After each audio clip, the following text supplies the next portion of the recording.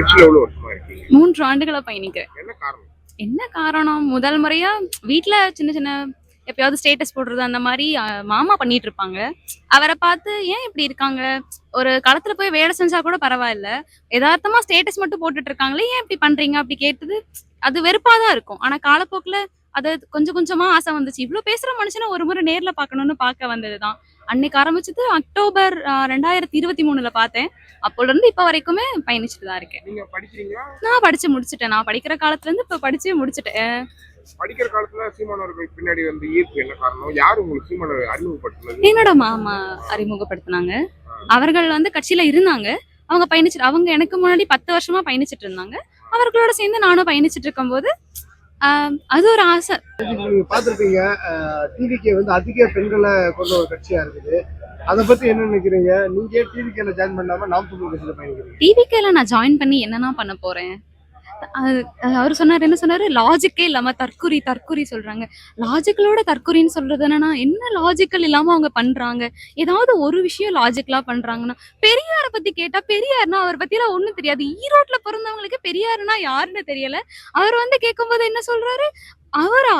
எனக்கு இவர் ஒருத்தர் போதும். விஜய் மட்டும் போதுன்னா, அப்ப அவரை மட்டுமே வழி எடுத்து வழி நடத்தி வரணும்னா அவர் என்ன செஞ்சுட்டாரு? நடிக்க தானே செஞ்சாரு. நடிச்சா நாடாளணும் ஆசை வந்துச்சுன்னா இவங்க நாட்டையே கொடுத்துருவாங்களா என்ன? அதுக்கு பேர் தானே தற்குறி. அவருக்கு அது புரியுமா புரியாதா? உங்களுக்கு வந்து அதிகமான கூட்டம் விஜய்க்கு வந்துட்டு, அதனால அந்த கடுப்புலதான் வந்து நீங்க வந்து இந்த விஜய், சீமான் தம்பிகள் தங்கைகள்லாம் இந்த மாதிரி பிதற்றுறாங்க, இந்த மாதிரி கடும் விமர்சனத்தை திமுகவோட அதிகமா வந்து விஜய் மேல வைக்கிறீங்களா? நாங்க முதல்ல தூண்டி விட்டது அவர் தான். இது நான் உங்களுக்கு ஏற்கனவே சொல்லியிருக்கேன். முதல்ல தூண்டி விட்டது அவர் தானே. ஒரு அரசியல் செய்யறாங்கன்னா விமர்சனங்கள் வரதா செய்யும். அதை வந்து நீங்க நிரூபிக்க கூடாதுன்னு அண்ணனும் கூட சொல்லியிருந்திருக்காரு. நிரூபிச்சுட்டே இருக்கணும்னு அவசியம் கிடையாது. உங்களுக்கு அது எப்படி நிரூபிக்கணும்னு தெரியல. முட்டாள்தனமா கூட்டத்தை கூட்டி காமிக்கிறேன்னு சொல்லிட்டு ஒரு 40 உயிர் பலியானதுதான் மிச்சம். இப்ப வரைக்கும் அதோட ஒரு ஒரு ஒரு குழந்தை பிறக்கிறது எவ்வளவு ஒரு கஷ்டம் தெரியுமா? அந்த குழந்தை இறந்தா கூட பரவாயில்ல, எனக்கு விஜயா பார்க்க போய் தானே செத்தான் அப்படின்ற ஒரு சமுதாயத்துல தானே நம்ம வாழ்ந்துட்டு இருக்கோம். இப்ப நீங்க நாம் தமிழ் கட்சியில இணைஞ்ச போது உங்க வீட்டுல ஏதாவது சொன்னாங்களா? இல்லன்னா ஏன் நாம் தமிழ் இந்த வயசுல? இல்ல, உண்மையாவே நான் சேரும் போது எங்க வீட்டுல தெரியாம தான் போய் பார்க்கும்போது, அது ஒரு நைட் டைம் தான். அப்போ ஒரு கியூரியாசிட்டில போய் சொல்லாம தான் பார்ட் டைம் ஜாப் பார்த்துட்டு இருந்தேன். கியூரியாசிட்டில வேலைக்கு போகாம போய் பார்த்ததுதான். அதுக்கப்புறம் இணைஞ்சிட்டு அம்மாட்ட சொல்லும் போது இப்ப எங்க அம்மாவே அண்ணனுக்கு தான் அவருக்கு தான் ஓட்டு போடுவாங்க. அவங்களுக்குமே வாங்கி கொடுத்துட்டேன்.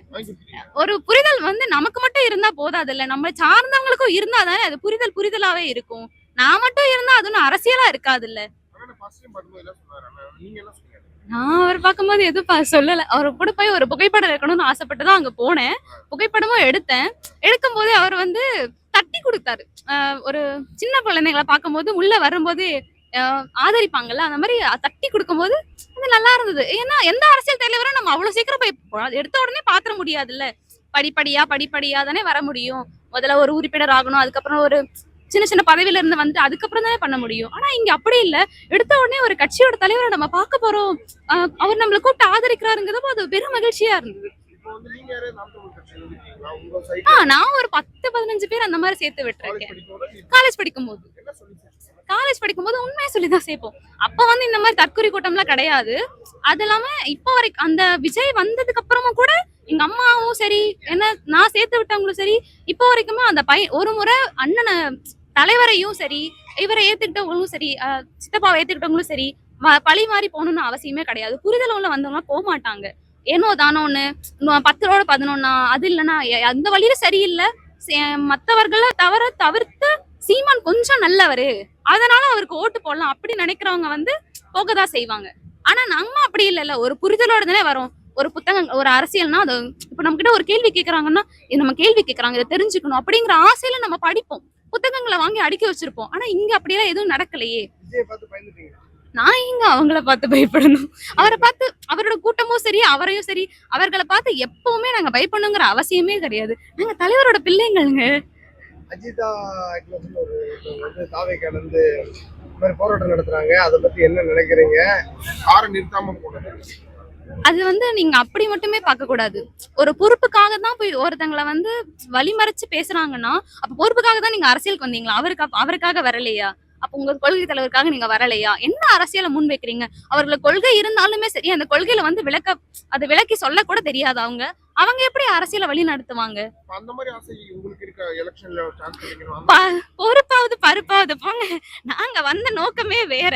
எங்களோட வழி நடத்தலும் சரி, நாங்க முன்மொழிஞ்சு வைக்கிற ஒவ்வொரு விதமும் தலைவரை பார்த்து, சித்தப்பா வைக்கிற கருத்தை பார்த்தையும் கொள்கை பார்த்து அந்த மாதிரி வளரப்பட்ட பிள்ளைகள் நாங்க. அந்த அளவுக்குலாம் நாங்க ஒரு நாளும் ஆசைப்பட்டது கிடையாது. எனக்கு வந்து பொறுப்பு நான் ஆரம்பத்துல கேட்கல. எனக்கு சின்ன சின்ன பொறுப்பாதான் அவங்களாதான் கொடுத்தாங்க. ஒருத்தங்களுக்கான அங்கீகாரம், இவங்க இந்த வேலை செய்யறாங்க, அவங்களுக்கான அங்கீகாரம்ன்றதான் எங்க பொறுப்பின் அடிப்படையில கொடுக்கப்படுது. மத்தபடி பொறுப்பெல்லாம் எங்களுக்கு ஒரு துச்சம்.